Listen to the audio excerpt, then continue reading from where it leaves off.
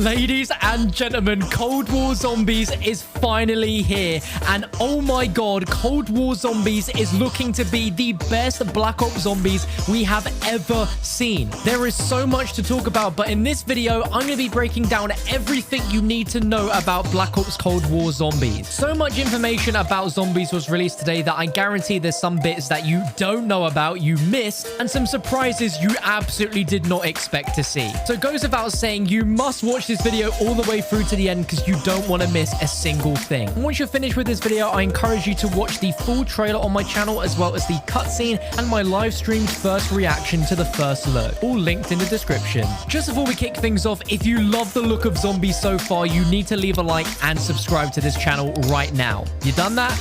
Let's go. Now, for months, we've assumed that this zombie storyline was going to take place in the Dark Aether, and Treyarch have confirmed that this new chapter is the Dark Aether story. That's right, set after the events of Tag der Toten, this is the Dark Aether. Taking place in the 1980s, Black Ops Cold War paves the way for a new zombies experience that celebrates the heritage built since World at War. It's fresh with touches of the familiar, if you know where to look. It's a new beginning laced in legacy, with the first map in the Dark Aether story being Die Maschine. And while set in the 80s, the origins of this reach even further back in history. The discovery of a World War II era experiment known as Project Endstation threatens to set off a new arms race between the superpowers as each side attempts to harness the dark power at the heart of it all. Now, at the end of Black Ops 4, our heroes in their various incarnations sacrificed themselves in order to collapse the multiverse and banish the evil they bravely fought to the Dark Aether.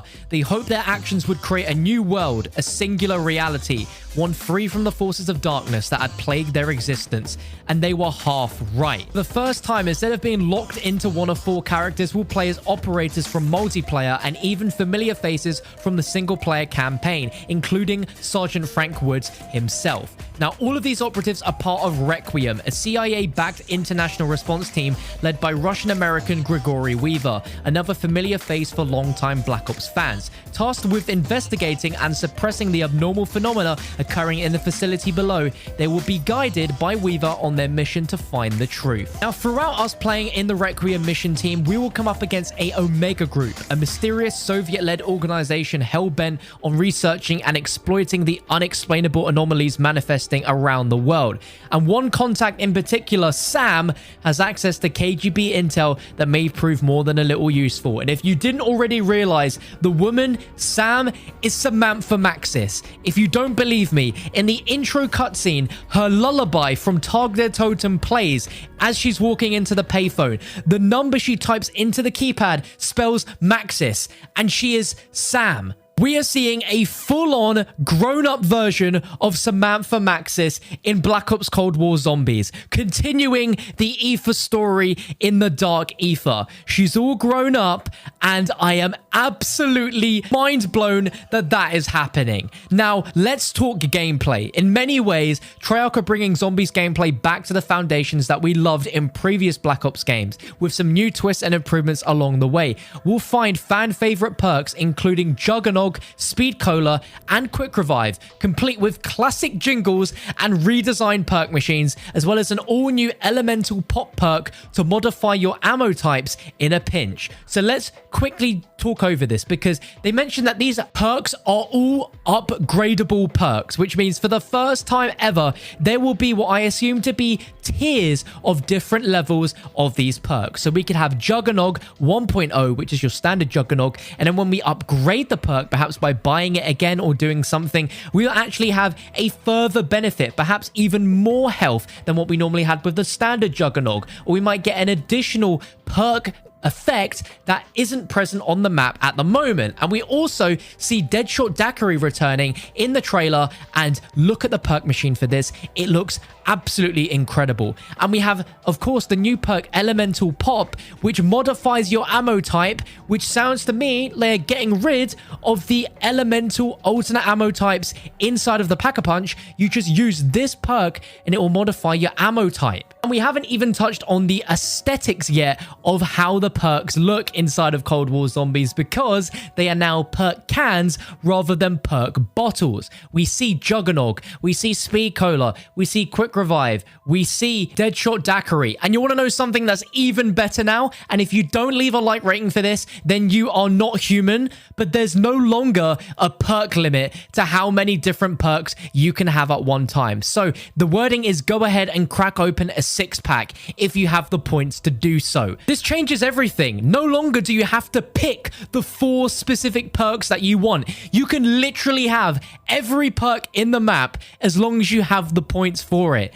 This is music to my ears, lads. But let's now talk about Pack-a-Punch. Will Pack-a-Punch our arsenal for massive upgrades? Try to roll a ray gun at the mystery box. Yes, the ray gun is back. Purchase weapons at wall buys, which I noticed are spray painted on the walls now compared to what they were as chalk outlines, and fight off wave after wave of undead in classic round-based survival. Everything you'd expect at the core of the Zombies experience is right where it belongs. Returning to the roots has inspired them to look back across the entire history of the mode and ask what works and what could work even better. So they're bringing in new mechanics like weapon rarities, which I assume means you can get different versions of the same gun from the mystery box that will have different attachments, different abilities, different perks, different looks, which sounds insane. Discoverable loot. During the trailer, we see zombies dropping like these weird blue things. To me, that looks like what could be the description of discoverable loot. There's also field upgrades, support weapons,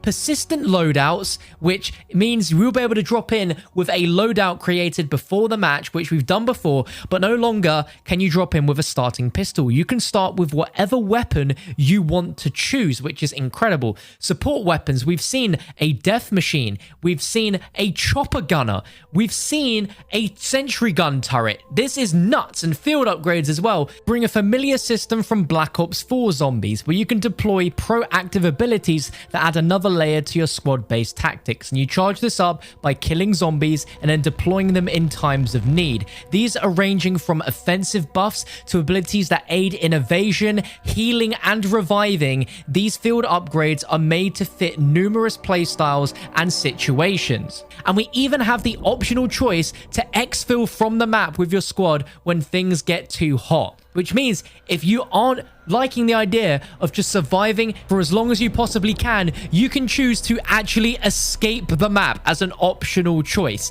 if you can survive the onslaught. When this happens, the rounds and the zombie amount will dial up to 11, which will be incredibly intense. But if you can survive it, you can officially escape the machine. And if you've ever wanted to deploy a sentry gun or chopper gunner on a horde, they've got you covered. In Black Ops Cold War, the team is dedicated to keeping all those classic elements of zombies that worked so well in the past, but adding fresh layers of fun for new and returning players. And in the spirit of good times with friends, there's even more exciting news.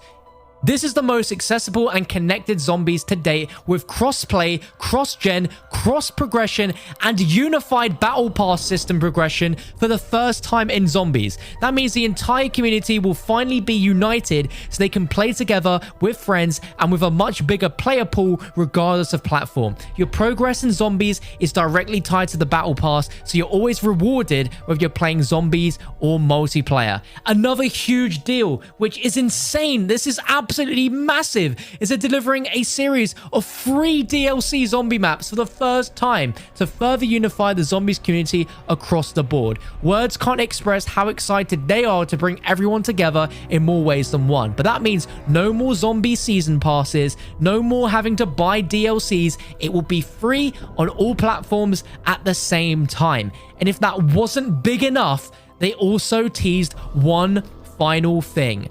There's more intel to come on what's planned, but they'll leave you with one last thing, which is this image here, ladies and gentlemen. The image file is called Island 3Ts, and if you don't already know, this, my friends, is Dead Ops Arcade 3. That's right, Dead Ops Arcade 3 is coming back in Black Ops Cold War. This doesn't really give us too much, but to me, this is the iconic island that we always started out in Dead Ops Arcade 1 and Dead Ops Arcade 2, But man, this looks insane. Right now, let me know your thoughts in the comment section on everything we've spoken about. The perk changes, the gameplay changes, how the map looks, the storyline, Samantha. I'll be bringing a ton more videos talking about this and many other factors about the storyline over the next coming days. I can't thank you guys enough for sticking around and watching this video. If you enjoyed, please drop a like rating, subscribe to the channel with notifications.